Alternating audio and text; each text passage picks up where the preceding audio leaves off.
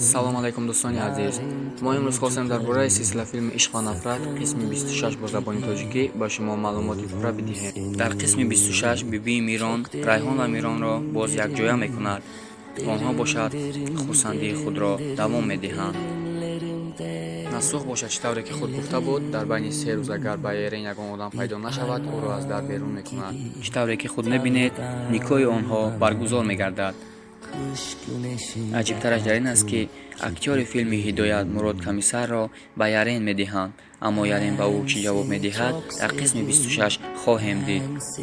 Дар қасри Азиза бошад ҷангу ҷанҷолҳо давом дорад. Азиза бисёр метарсад ки Миронро аз даст додааст.